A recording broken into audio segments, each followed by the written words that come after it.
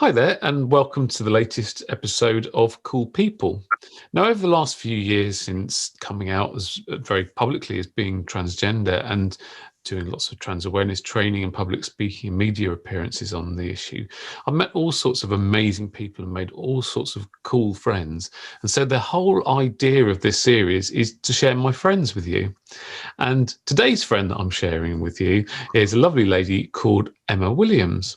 Now, Emma is the mum of a wonderful transgender daughter called Emily, and who's aged 12. And she's got quite a story to tell. So first of all, welcome, Emma. Hi. Hello.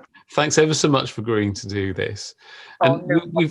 we've got lots to talk about today. So what we'll do, we'll run through Emily's background and what led up all the events that have happened, especially recently. And then there's been a very recent high-profile court case which has had a devastating effect on trans children, which I want to discuss. And then something rather wonderful happened, which I'm not going to spoil the surprise. Then some not so wonderful things happened. I just wanted to run through all the story of what happened. So first of all, maybe if we go right back to the start then. So Emily, so she's 12 now, but and she's happily being out as trans as well. But what was the first time you noticed that anything was different about her, or indeed she said anything to you? I always thought she was different from the moment she was born. She was a lot clingier than her siblings. She just wanted to be with me all the time. She had quite quirky characteristics. She didn't like to go out. She'd get very distressed if you took her anywhere. She just seemed to like her own little bubble at home, even from being like super, super young. Mm. So I noticed her personality was slightly different, but I just thought, well, all children are different. So, you know, and then when she got to about 3, it could have been a little bit younger. She started to say, "Did you know, Mum, that I'm just like you?" And I'm like, yeah, of course you are, yeah.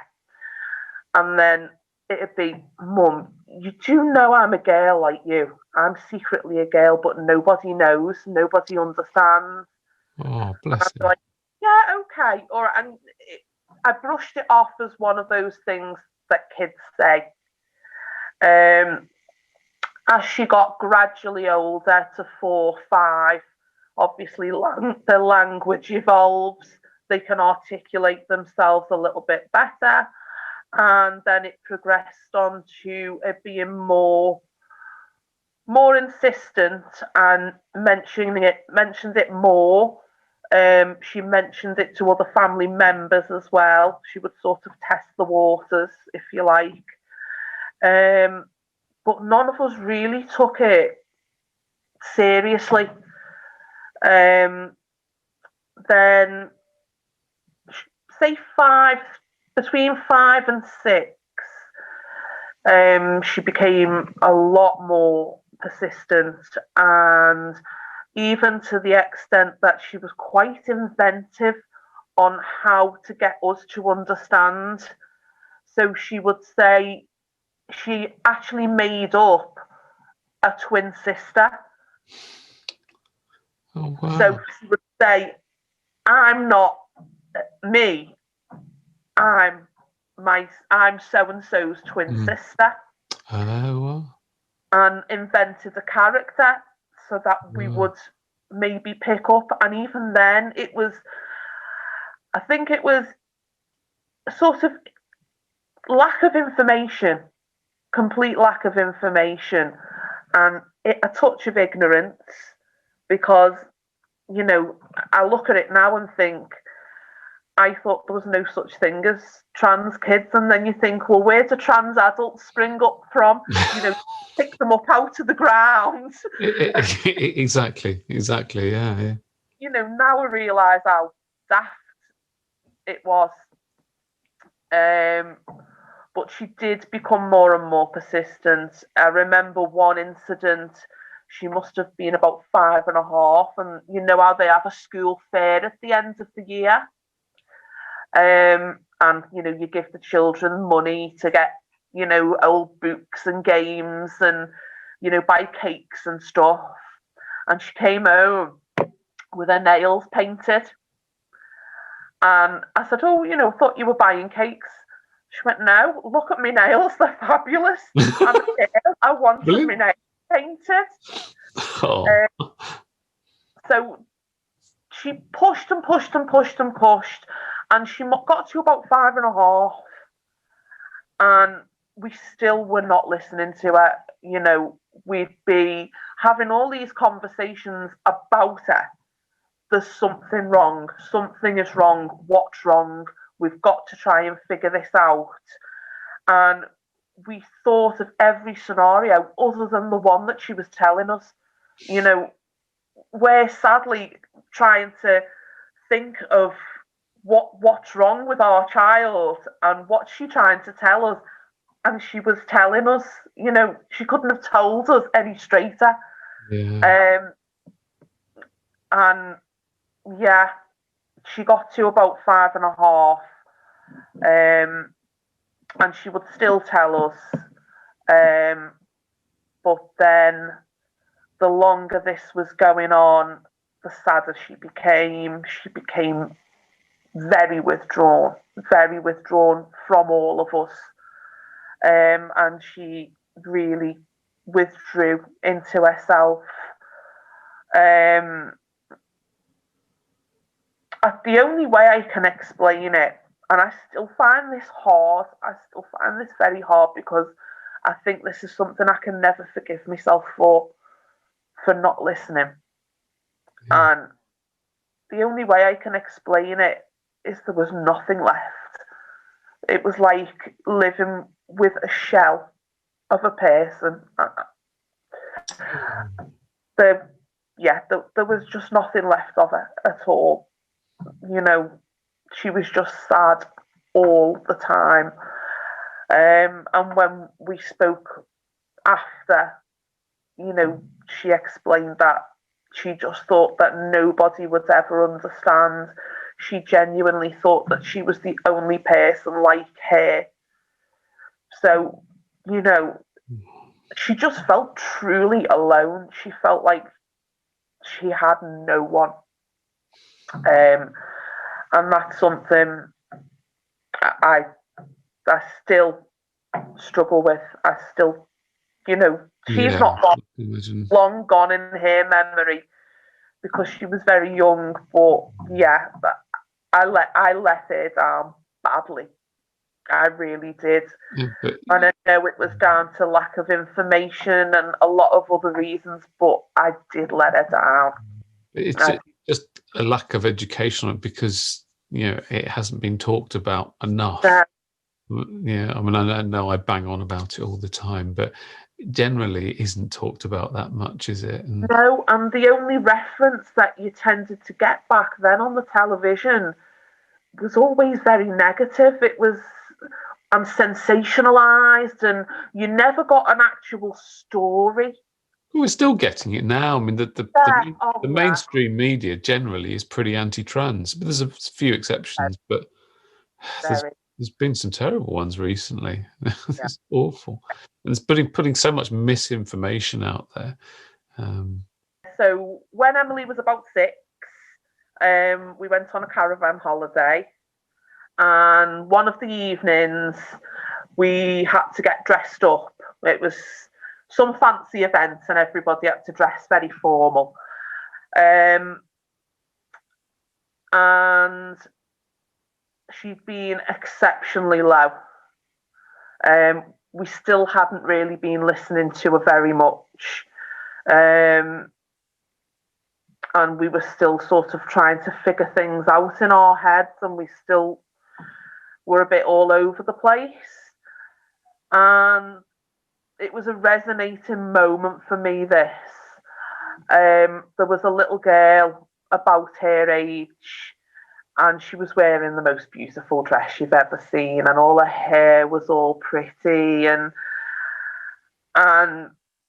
the way that Emily looked at her, it just made everything fall into place. Everything, just that one look. Just, you could just see. Sorry. It's okay. Take your time. It's okay. Just the look of, just yearning look on her face. You know, you could just see that she wanted to be here.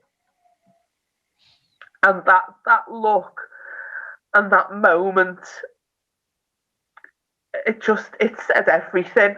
And from that moment on, it was like something switched on in my brain. And I thought, right, I'm going to do everything it takes for her to get what she needs, and I will fight for her like I should have done all along. But it did. It took that moment, and it was a very pivotal moment. And I don't think I will ever forget that look on her face as long as I live, if I'm honest. That's burnt into my memory. But it's a good job that you saw that look, though, wasn't it? It was good. Yeah. It would have easily missed it, because that's such a fleeting moment. And it was, yeah, and it really was. But it said everything. Yeah. Just that one look said everything. Yeah. Oh, God, you're going to set me off. You're. Sorry. It's funny. I cry at anything. I'm terrible. I think I'm an emotional wreck.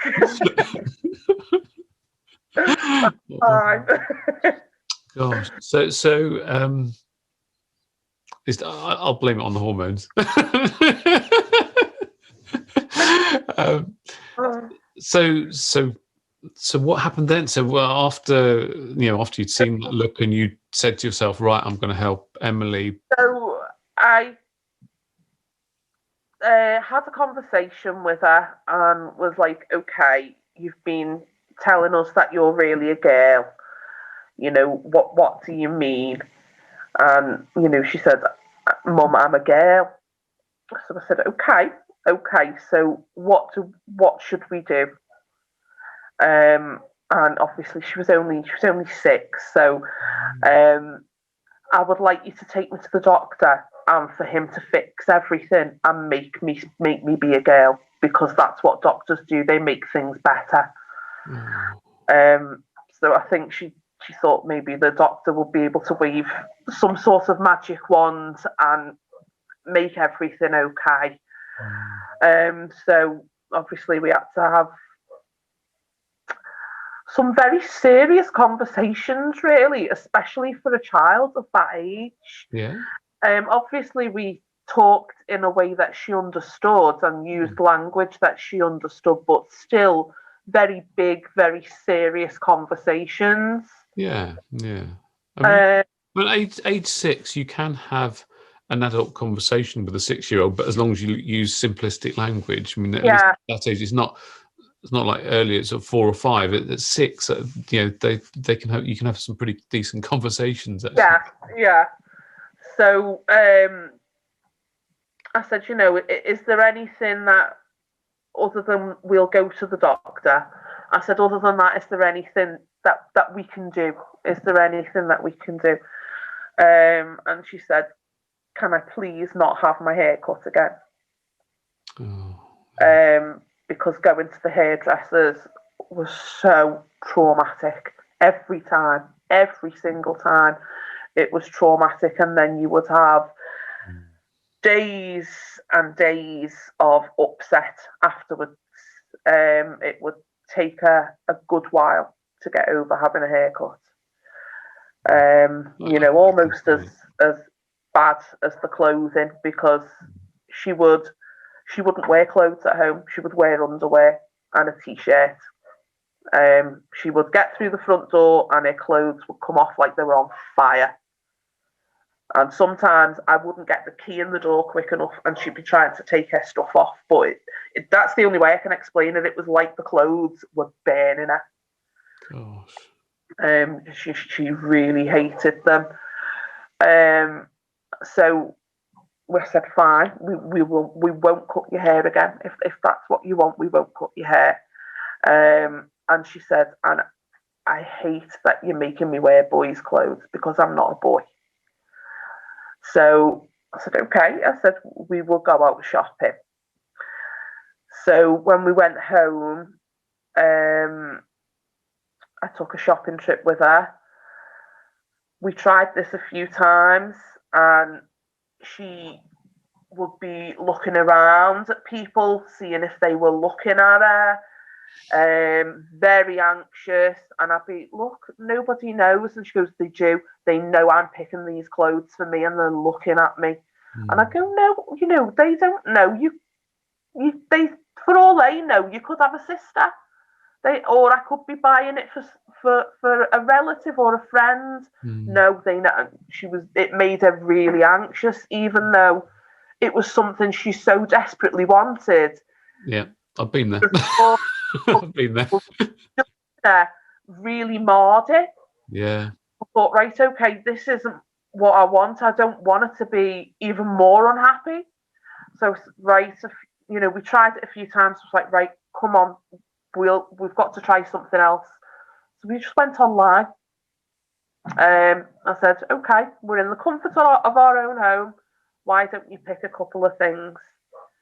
And I think the first thing she picked were pajamas.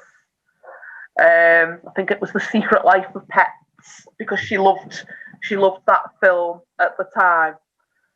So she picked those pajamas and a couple of dressing up dresses she tended to like as well as normal dresses. Yeah. And it kind of started there where she started to dip her toe in.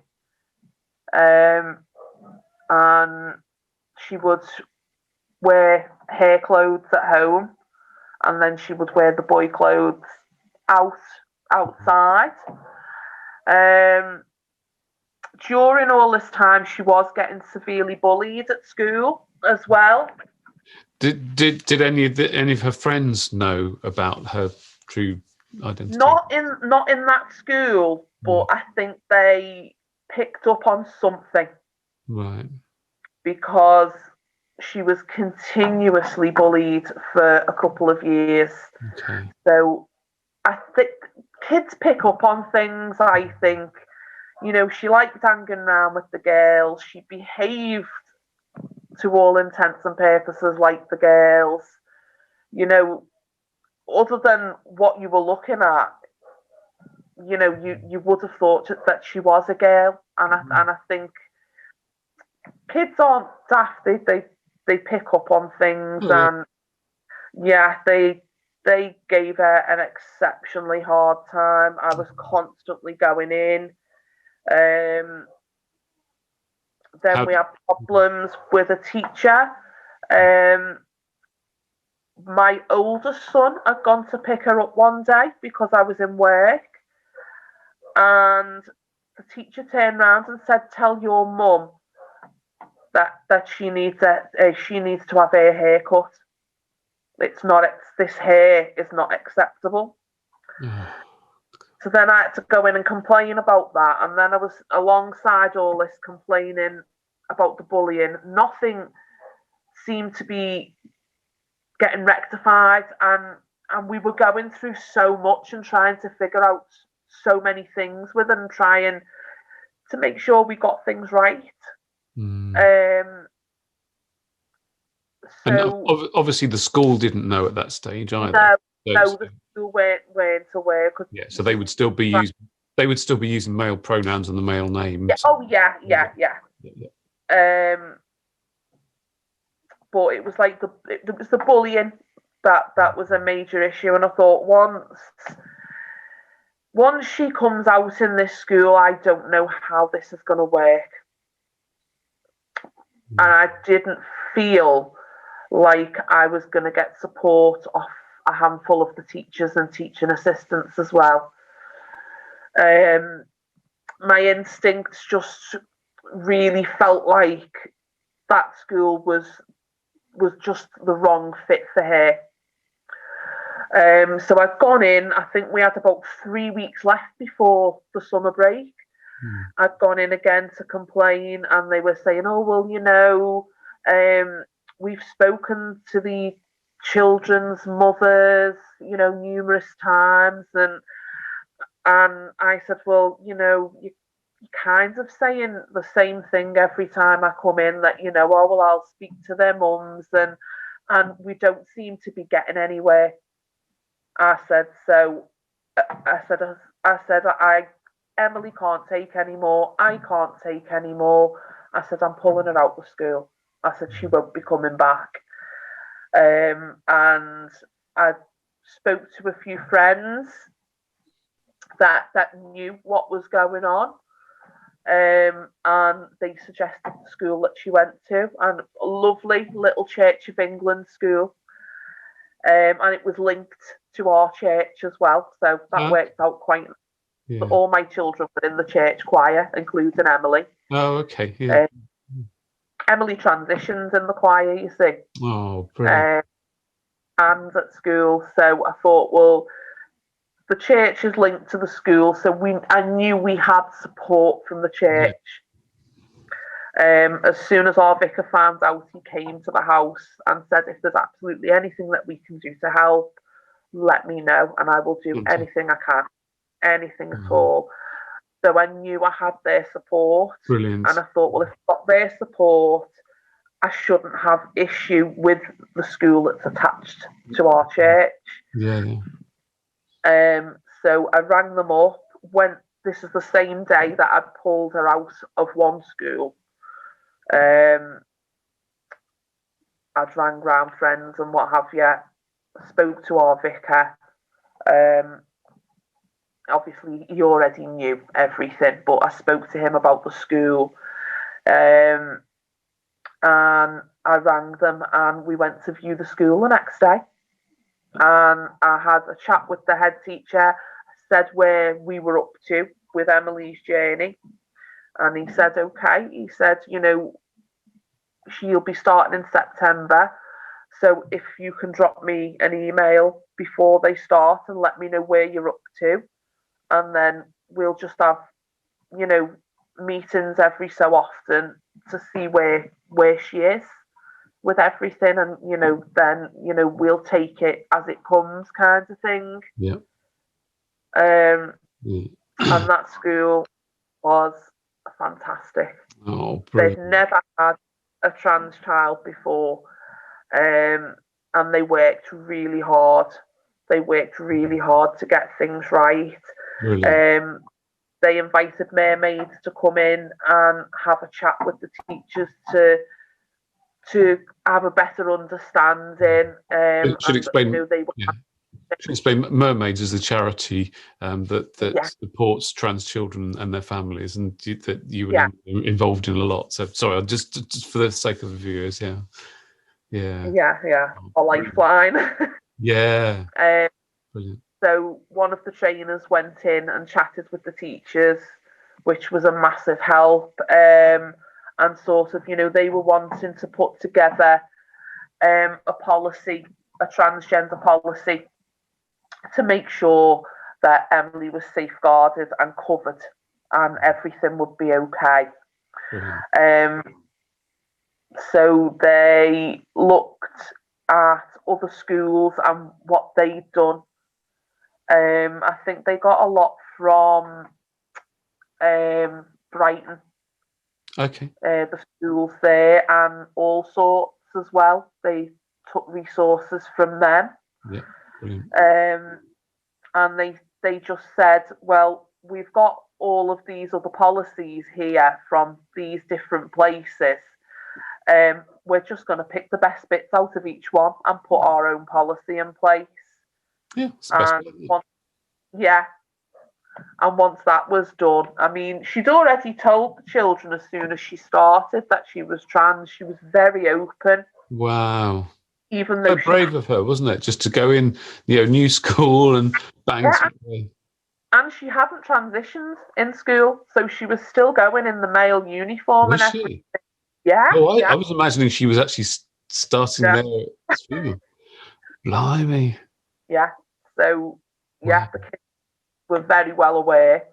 And the school were fantastic as well, because the school educated all of the children in the school on LGBT and particularly transgender children. Fantastic. Yeah. And they worked really hard with the children before Emily transitions. Brilliant. Even to the extent that when she went into year 5, that's when she transitioned fully, completely. They placed a teacher purposely to teach her class, and he followed them into the following year as well, because he was one of those teachers that the children respected.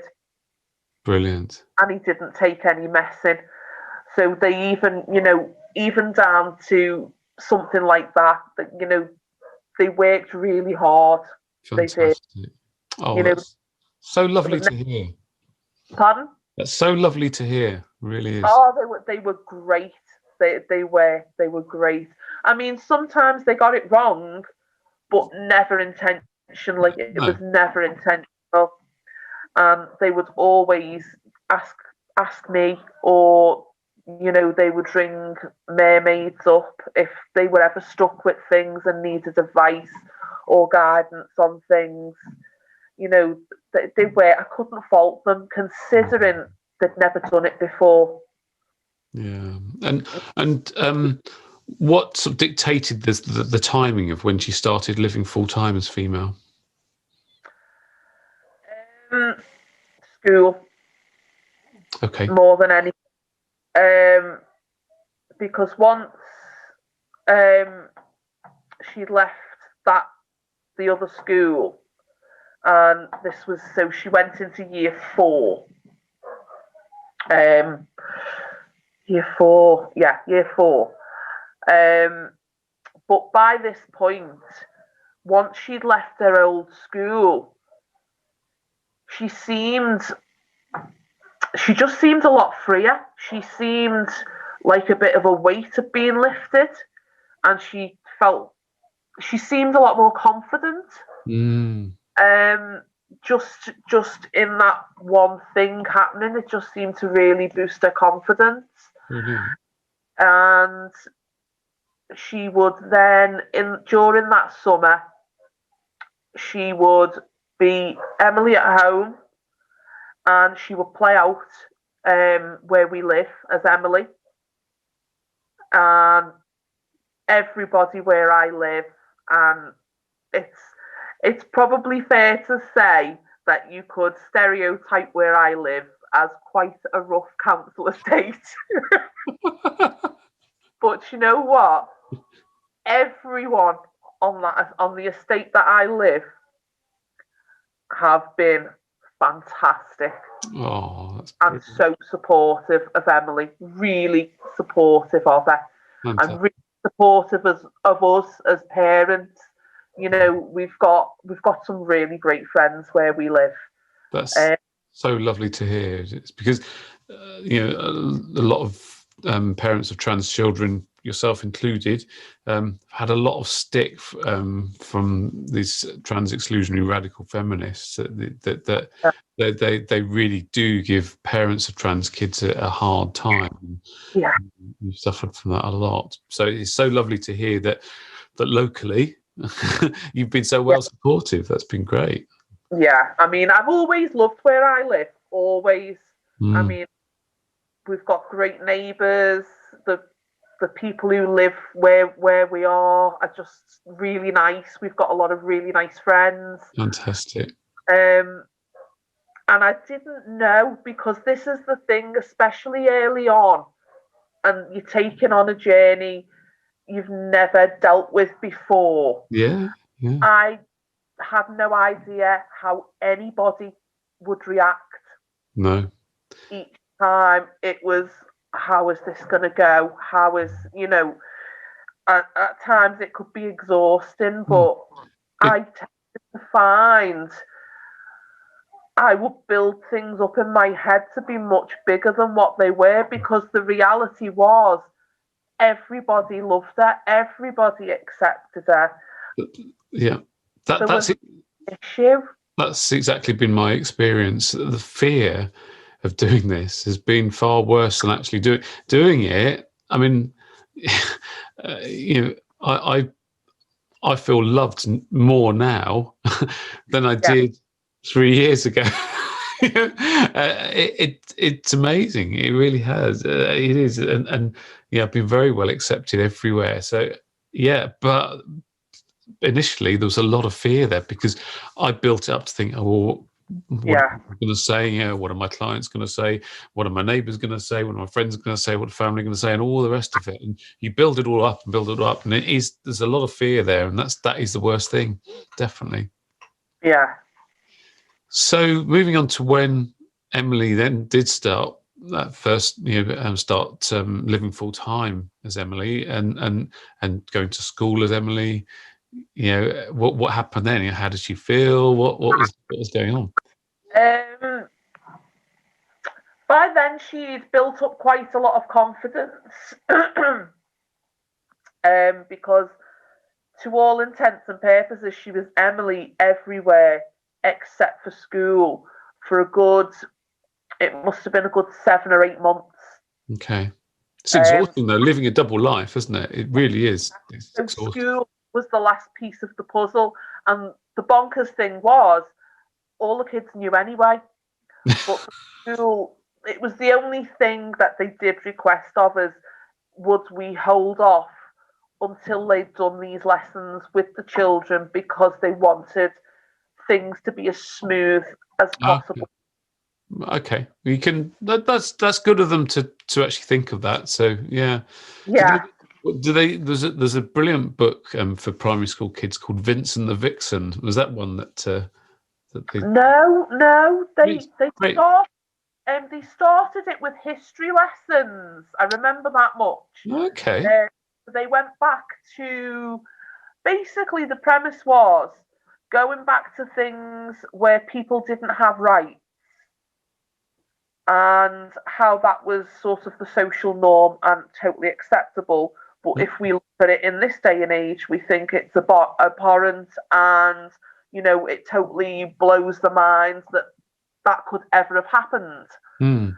So they went through different periods of time. They did a bit on the suffragettes, and fight for women's equality and things, and then like the gay rights movement. They just went through lots of different things, and they said, back then when this was going on, this was completely unacceptable, and the children were like, yeah, but why? But why? Because now it's that's our normal, that's our normality. So it was sort of their way to reach the children, to make them understand that while this might be new and different for you, it doesn't mean that you shouldn't accept it, and it doesn't mean that you should have an issue. And it worked. I'll be honest, it did work. That and a lot of other things that they did, because they did work very hard. There was a lot that went on behind the scenes. I know how hard teachers work as it is, so everything they did was greatly appreciated. And how was Emily it must have been exciting for her when you got her new school uniform and everything, and oh yes, that was a huge deal. By then she liked shopping trips by then, so her confidence had built up, because prior to that, her very first shopping trip that we went into Liverpool city centre, and she was buying a pair of pink sparkly trainers that I thought were the most gorgeous things I've ever seen. She absolutely loved them. You can't have too many sparkles, Emma. So we were buying these shoes, and the woman said, "Oh, they look beautiful on you, babe." And when we were at the till, she went and she made a point of saying it. The woman turned around to me and said, looked at Emily, but said to me, "I hope your daughter loves her trainers." Beautiful.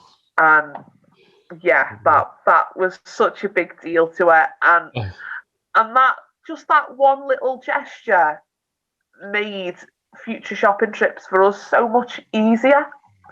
You know, it only takes the odd little comment and, you know, bit of kindness and niceness. It does. And the difference it makes to Emily and the confidence that it gives her. It makes a huge difference. Yeah. Because I've had similar sort of things, obviously, in an older way, but you know, I've had similar sort of things. And when you're validated like that, it's wonderful, really is. Yeah.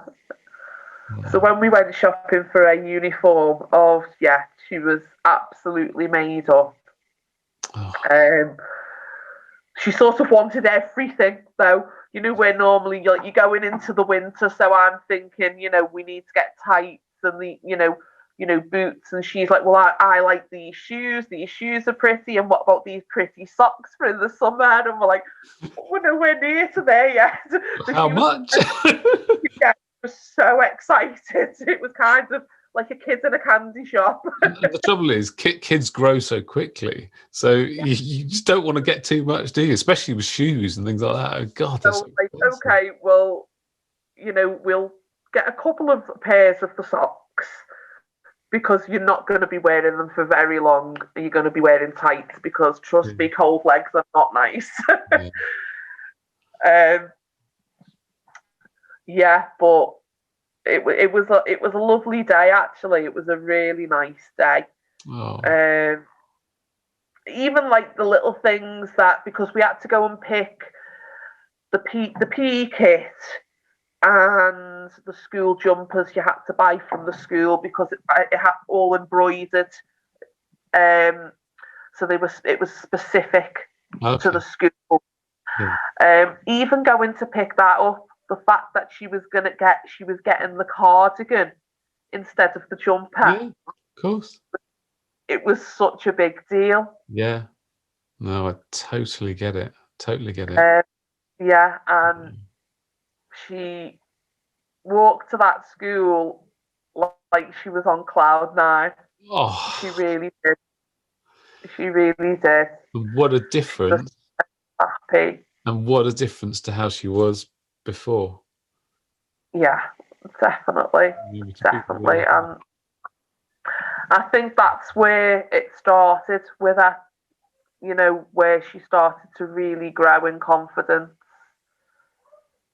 I think before that, what kicked her confidence off was our first mermaids meeting. So we went to a mermaid support group meeting. Oh, they're fantastic, aren't they? It's such a brilliant charity. And she wouldn't go in her girls' clothes because at this point she wouldn't go out of the house in the girls' clothes. Oh, okay. So we were like, okay. I said, should we put them in a bag just in case? No, I won't need them. I said, you do know that, you know, the mermaids meeting, there's going to be other kids like you. And whenever I'd say it, she'd just look at me. And it's like, okay. So we goes to the meeting. And I don't know if she thought I was pulling a leg or something, but the look on her face when she walked in, it was like, you know, utter amazement. You know, here's all these other children exactly like me. Fantastic. So she walks in and she's looking around and she's really happy and she's like pulling at my arm. Like, what? And she whispers, can we go and get changed? So you did take it. Well done. Now. Well done. Go get changed now. Oh, fantastic. But she said, That, and we met with, previous to the mermaids meeting, I found a couple of mums online that have got trans children, and we're still friends now, really good friends actually. Yeah. And they messaged me back. They were so warm and lovely, and they helped so much. They really did. They were so nice. Yeah. And they even drove to our house with the children so that Emily could meet them. Oh, that's lovely. You know, they had a bit of a play date, and we got to sit and have a cup of tea and have a chat. And brilliant. Yeah, it was really nice. But I think her meeting the other two children, and then not long after the mermaids meeting, she said to me after that, she said, I really, really did think it was just me, and I was all alone in the world, and there was no one else like me. She said, and now I know I'm not. Yeah. And I said, yeah, I kept telling you. She said, no, but now I know that I'm not. Yeah. And she said, Mum. And I said, yeah. She said, I don't want other kids to feel like me. She went, I don't want other kids to ever feel like they're on their own and they've got nobody and it's just them. She went, I just want to do whatever I can so that other kids and other families don't feel like that. She said, I want people to know who I am. She said, I want everybody to know who I am, and then they'll know that they're not the only trans person in the world. Yeah. Because that feeling of loneliness, yeah, and it still resonates with her now. That absolutely, and that's why I do what I do. Same thing, but my God, she's doing that at such a young age as well. So it's amazing. I know. She blows my mind. And she's done some incredible things as well, hasn't she, for mermaids? You want to sort of say about some of the things that she's been doing? She has, yeah. She's done a lot. She did the Transparent Love campaign. That was when she had a photograph taken by Amanda Searle. Lovely, lovely lady. And that was in conjunction with All About Trans. And that was when Transgender Day of Visibility and Mother's Day were on the same day. Okay. So there were, I think, was there 10 parents? I think there were 10 of us. The mother's being taken a photograph of the mother taken with the child. Yeah. All very different photographs. And it was exhibited a couple of times in London. That was lovely to be a part of. I like being a part of things because it's nice for me because I get to meet other parents. Yeah. Well, it's good support, isn't it? I think it's great. And you feel like you've got a little bit of more of a support network. Absolutely. Exactly. As well as Emily not feeling alone, you're not feeling alone as well. What else has she done? So she did another one with a photographer called Charlotte Haddon, and that was a project called Between, and that was another photography project. She took part in Viva Trans Vegas a couple of years ago. Was on and did 100 trans voices as part of that. Went on stage doing that. Absolutely, she loved it. Absolutely loved it.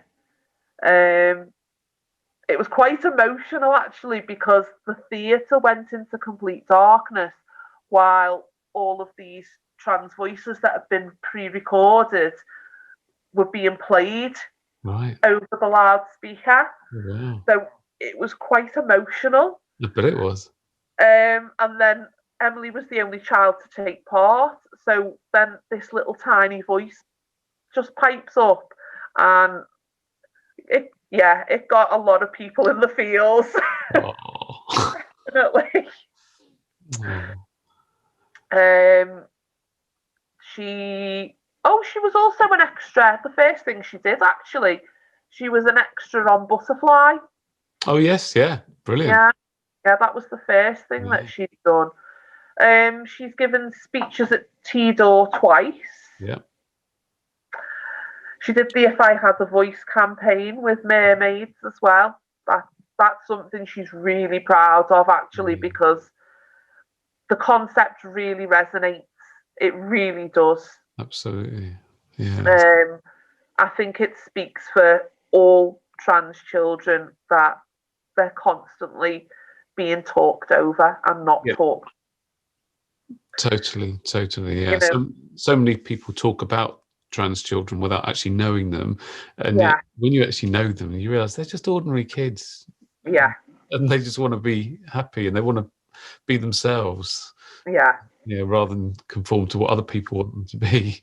And that's all it is. And what I want to do now is just go on to the devastating court case that happened recently. So if I give a bit of an outline as to what happened. So it was a High Court judgment, and it basically, there was a court case between someone called Kira Bell and then someone called Mrs. A against the Tavistock Clinic, which is the only NHS gender clinic in the UK for children is called the Tavistock Clinic. And I think they've got two centres, one in Leeds, one in London, I believe. Is that right? So yeah.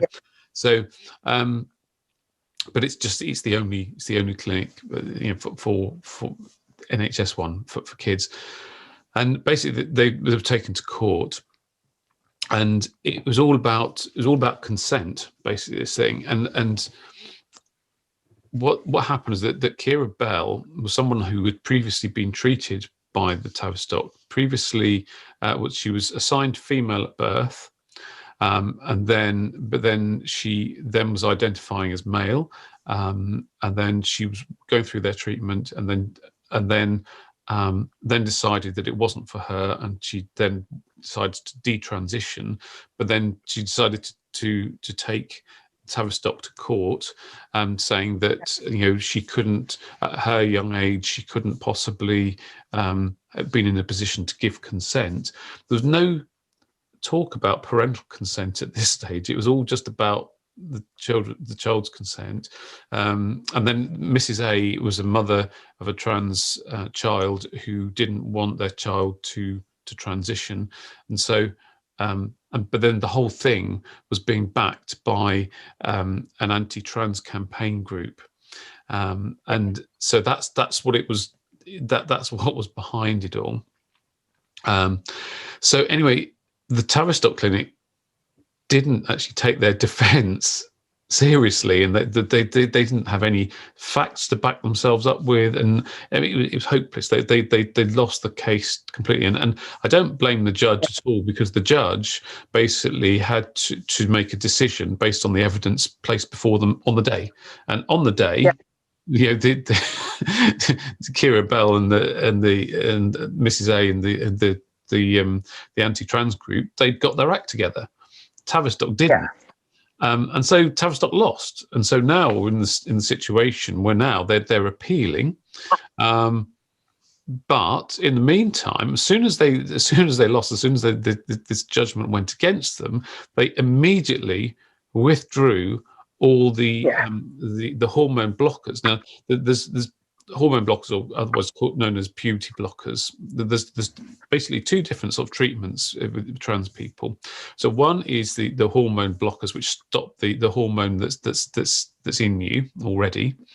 So in my case, it'd be testosterone blockers, and then that's the first thing, and then after that, then you have cross-sex hormones. So two completely separate things. But with children, What they do is they don't do the cross-sex hormones straight away. They just do the puberty blockers just to buy them some more time. That's all it is. It just delays the onset of puberty to give them more time, just to make sure that that is absolutely what they want. And so that's all it does. That's all puberty blockers do. Yeah. And obviously with puberty, it's one of those things that timing is crucial, and it's not, it's not going to wait for anybody. Yeah. When the time comes, it's going to come, unless you're treated for it. And so it's very, very urgent.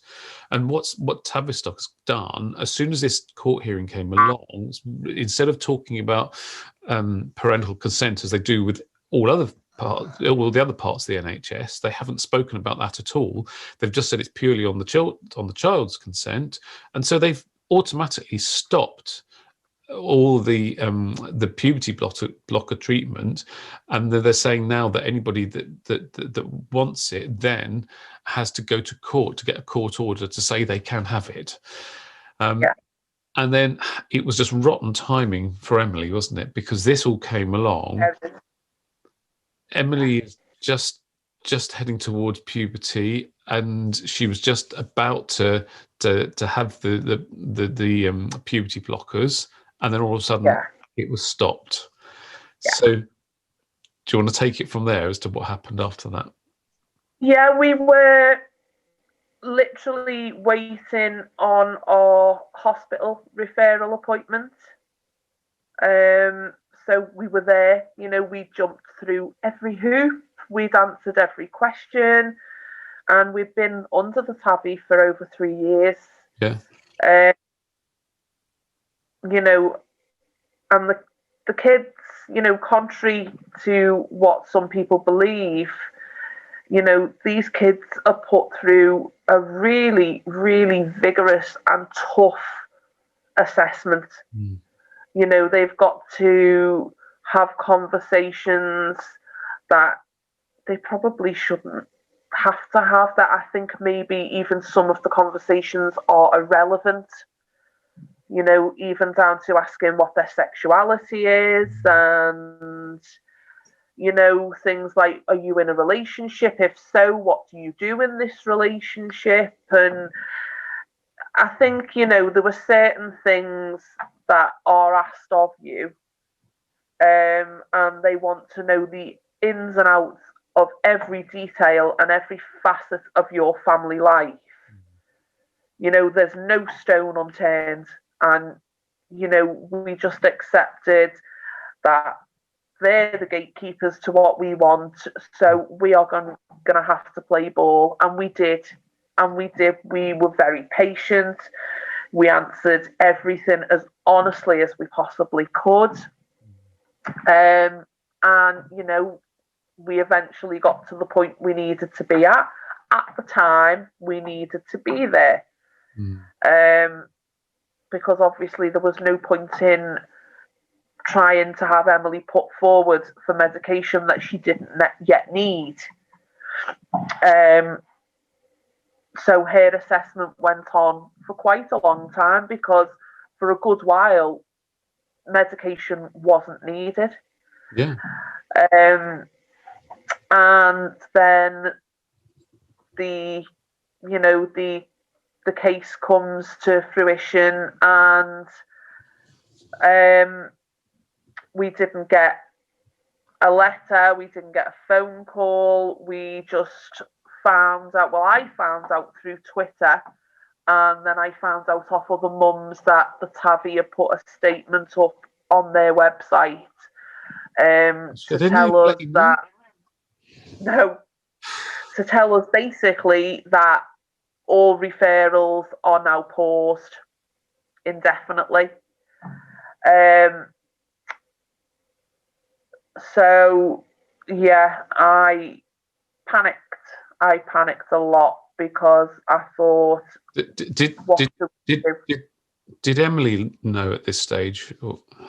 She knew about the ruling, and she was very upset and distressed, but I did the usual daft thing that all mums do and go, don't worry about it, I will find a way for you. I will find a way. So don't even think on it, because I promise I'll find us a way. I didn't have a clue what that way was or what the answer was, but I had to make her a promise. I had to make her a promise that I would find her a way, come hell or high water. I would find a way for her to get what she needed. No, sorry, go on.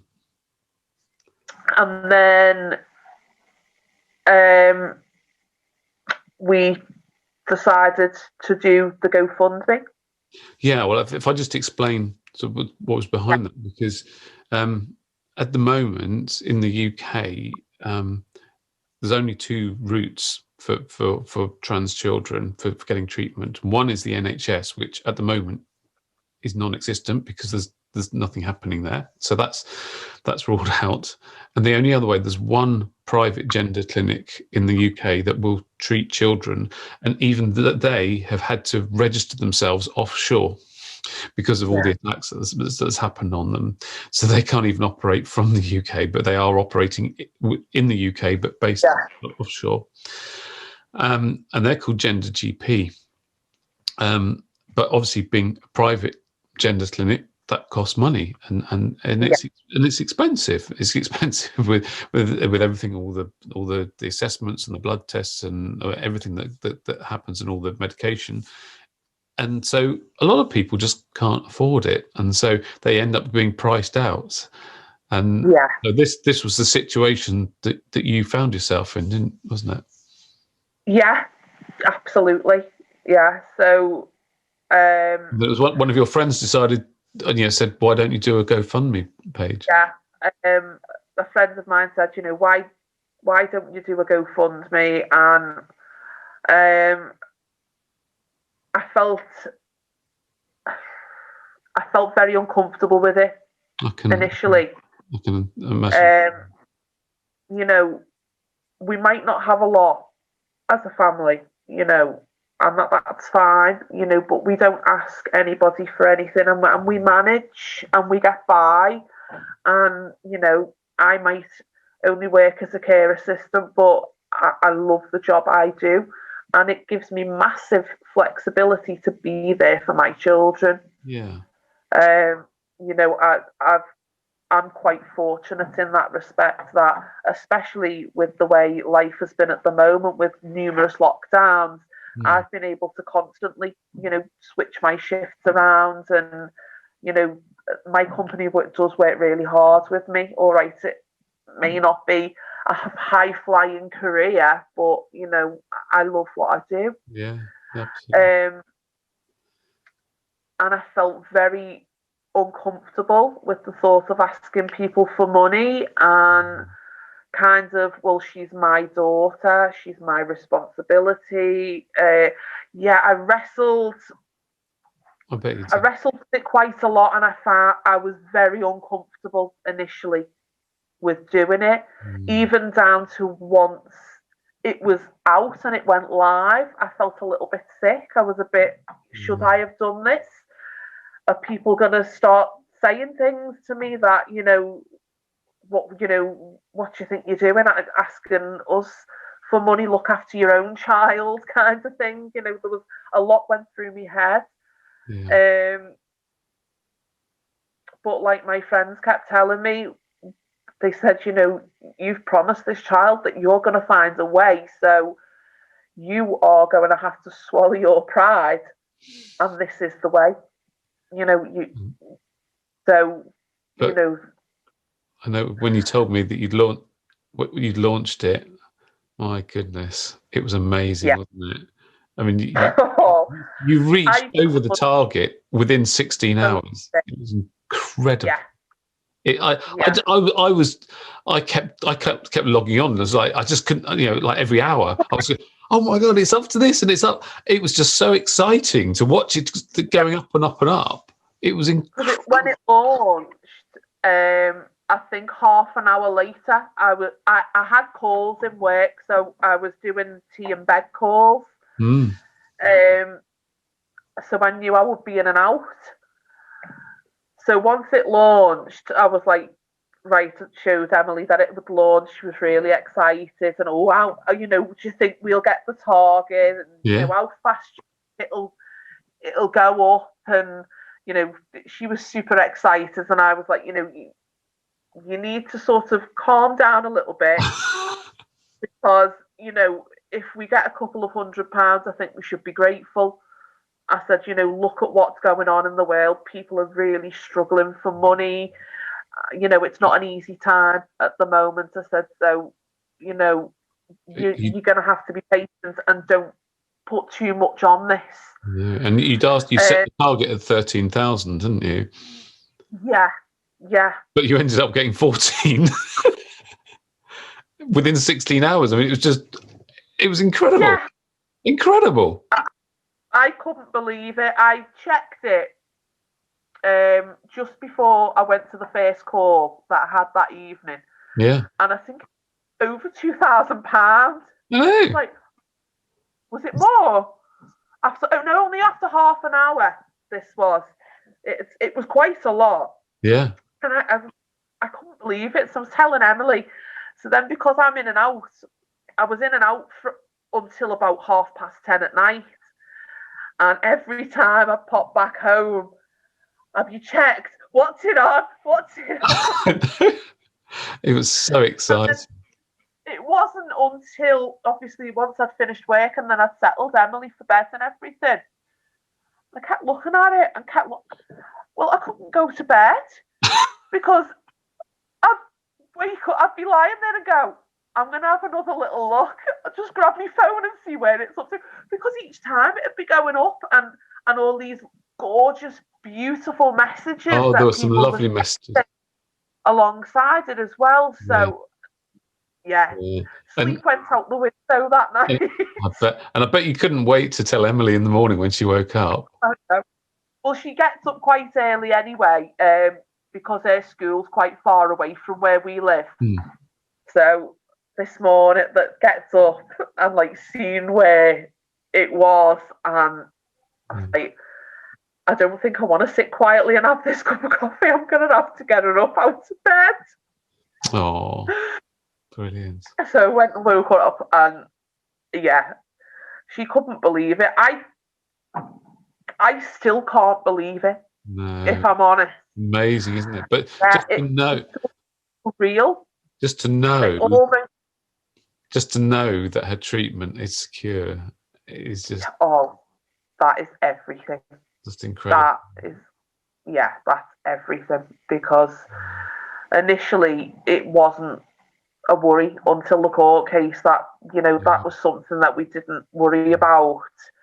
But even then, even though you'd got that, there was then a setback, wasn't there? Because the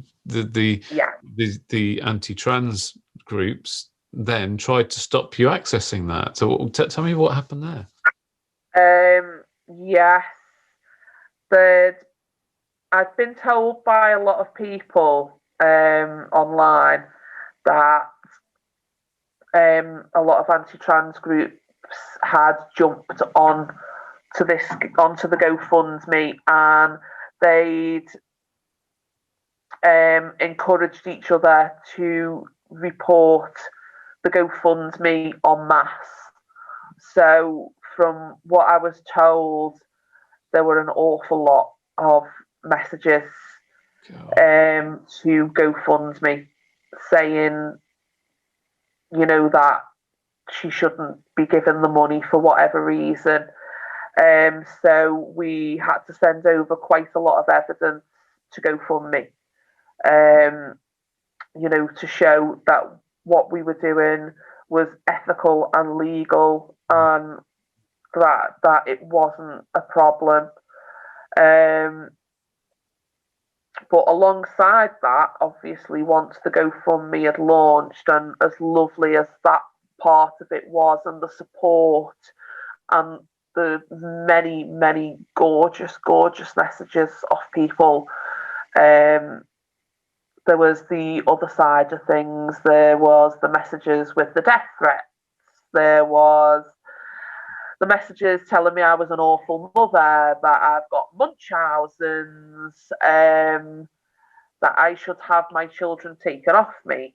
And I've been reported to social services en masse as well. There have been mass reports to social services. And then you have the flip side of it, where they try a different tack of the other messages of, please, I implore you not to do this to your child. This is the wrong thing. If you reach out to me, I can give you the right advice and guidance of what to do with your child. You got that side of it as well. So yeah, they tried to make things as difficult and unpleasant as they could. But we fought through it. Yeah, you're made of strong stuff. From. Yeah, so the way I look at it with the nasty messages, I'm sorry, but these people don't know me. They don't know my journey or my daughter's journey. No. They don't know what we've gone through to get to this point. And that's why I thought it was important that you told yours and Emily's story, just so that everybody could hear that background, because I think it's important. It's very important. I definitely, because I think a lot of these people think that your child says, "Mum, I'm trans," which is a word she never used because it was not a word that she knew. No. And I turn around and say, "Okay, let's go and get you a new wardrobe, and let's go and get you medicated." And it doesn't happen like that, does it? That couldn't be any further from the truth. It's been a very long journey, and at times exceptionally difficult and painful. Yeah. And I've not always done the right thing, especially at the beginning. And like I said before, I find that very hard to live with. And I think that's something that will stay with me for life. I don't think that's something I can ever forgive myself for. I think that's quite common. I think that is quite common with parents of trans kids, in that to begin with, they don't want to accept it, and they just think, oh, it's just something or nothing, and they just don't know it. So I think what you're saying is quite common. So don't beat yourself up too hard. I know you are, but don't. Because you are so supportive. You're amazing, Emma. So I'm as supportive of her as I am of any of my other children. If any of my other children needed me for something, I'm there 100%. Yeah. I know people say that to me, and I just think, no, I'm just a mum. I'm just doing the right thing by my child. Been through a hell of a lot, and the trouble is, these anti-trans groups, they make it, it's hard enough without them, but then with them, they just make it so much harder. It's dreadful. They try to. They do try very hard to. Yeah. In all honesty, they don't actually get to me. Good. If anything, I find them more an inconvenience. Yeah, an irritant. Of my time to sit there, report, delete, block, delete, block. That's time consuming. Yeah. And being reported to social services, that's time consuming. So I just find they're more of an annoyance than an upset or a threat in any way. They annoy me and they take my time up, which I could do without. I know. I've been there. I've had the same irritants. So there you go. That's one of those. As regards to what they say, it just doesn't go in. And the moment I see something is very is not positive, you can open a message and immediately the first couple of lines what the rest is going to say. So straight away, I read the majority of what they put. I'll see that it's not pleasant and go, okay, let's report that and let's block you. That's exactly what I do. So, and then if people want to support trans children or parents of trans children, there are two places they can do that, aren't there? So there's Mermaids Charity, which we spoke about earlier, which is absolutely brilliant charity. So what I'm going to do is I'm going to put a link to them at the end of this video. And then also Gender GP have started up a fund to help parents of trans children who can't afford to pay for their treatment. So it's to help for that as well. It hasn't been running for very long, so I don't know how much is in there yet, but it is there. So that's something that I think I'll put the links to that as well. And they're both fantastic. I mean, Mermaids has been a lifeline to us. Yeah, without Mermaids, Emily would not be Emily. She wouldn't. They're incredible.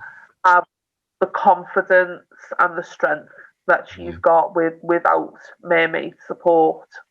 Yeah, they've done a lot for us as a family. Yeah. Being able to have meetings with other kids and other parents going through the same thing, having that support, it's just everything. It really is. It is, isn't it? So, and then finally, I think you said that Emily wanted to come and say hello, didn't she? I'll go and give her a shout. Yeah, go and upstairs. Some sort of game, I think. Oh, okay. Hello. Hi, Emily. How you doing? Good. Good. So, has your mum been homeschooling you today? No, I've been doing online work. Oh, you've been doing that? Oh, how are you doing with that? Good and bad. Oh. Tell me the good bit. It's not letting me on. Ah, right. I can only just see your head there, Emily.